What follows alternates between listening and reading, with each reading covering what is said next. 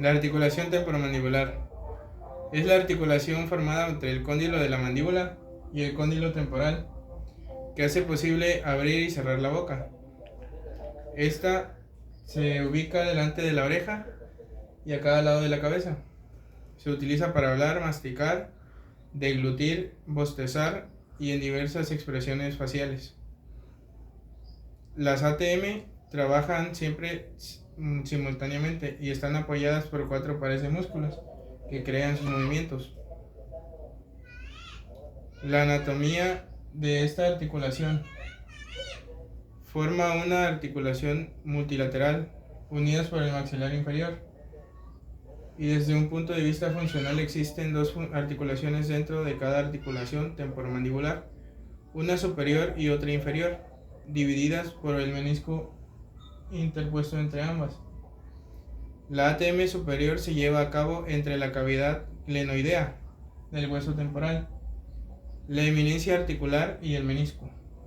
Es una articulación de deslizamiento en la que solo existe movimiento traslatorio de la misma. La ATM inferior es una articulación giratoria con movimientos de rotación. Dicha articulación se diferencia de las demás articulaciones en que sus superficies articulares no están cubiertas por cartílago y hialino.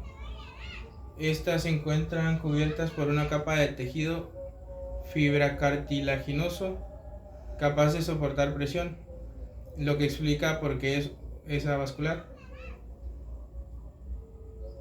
Esta articulación se conforma por el cóndilo mandibular. Este cóndilo tiene cabeza y cuello. Su cabeza es convexa en todos los sentidos, especialmente en el sentido anteroposterior.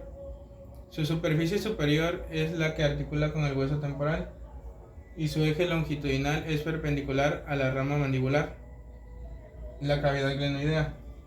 La porción temporal de la ATM está compuesta por la parte escamosa de dicho hueso, que tiene una cavidad en la parte posterior y una eminencia articular en la anterior. La cavidad glenoidea es cóncava tanto en sentido transversal como en sentido anteroposterior, mientras que la eminencia articular es cóncava en ambos sentidos.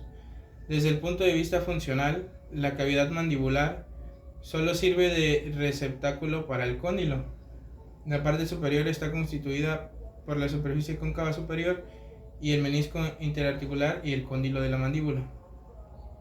La eminencia articular es el tubérculo del forma el límite temporal de la cavidad glenoidea.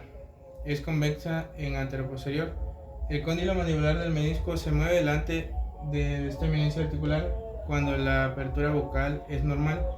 Su forma proviene de la luxación y la superluxación de la ATM. Menisco interarticular es una placa oval de fibralcartílago que divide la ATM en la mitad inferior y superior. Su parte central es más delgado que en sus márgenes el sentido es más denso. Este disco se inserta en las partes superiores del cóndilo. Es independiente de la cápsula, permitiendo que el menisco se mueva junto con el cóndilo. Básicamente, el disco estabiliza el cóndilo en reposo, nivelando las superficies distales en la cavidad glenoidea. Actúa también como amortiguador de presión en las áreas de contacto de la articulación, en los movimientos de deslizamiento cuando el cóndilo se mueve.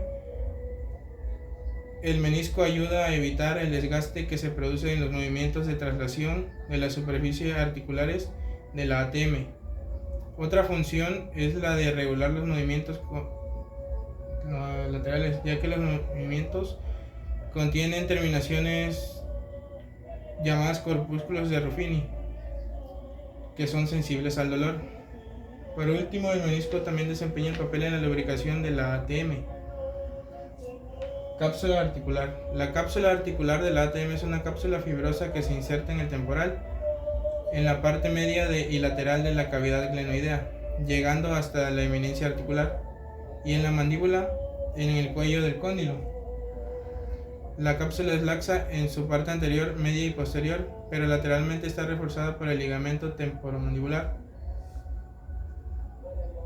Dichos ligamentos son los siguientes. Ligamento temporomandibular es el medio de unión más importante y se dispone por fuera de la cápsula fibrosa, insertándose por encima de la tuberosidad cigomática para terminar en la cara posterior interna del cuello del cóndilo de la mandíbula. Se considera como un ligamento colateral, ya que sus fibras están orientadas de tal manera que en todo movimiento mandibular siempre se mantiene en un estado intermedio entre tenso y relajado, por lo que este ligamento no restringe el movimiento de la ATM, dando una estabilidad a la articulación. Ligamento esfenomandibular es una banda de tejido fibroso que une las apófisis pterigoides del esfenoides con la mandíbula en su parte interna. Y el ligamento estilomandibular es una banda fibrosa que une la apófisis estiloides del temporal con la mandíbula bajo la inserción del ligamento esfenomandibular.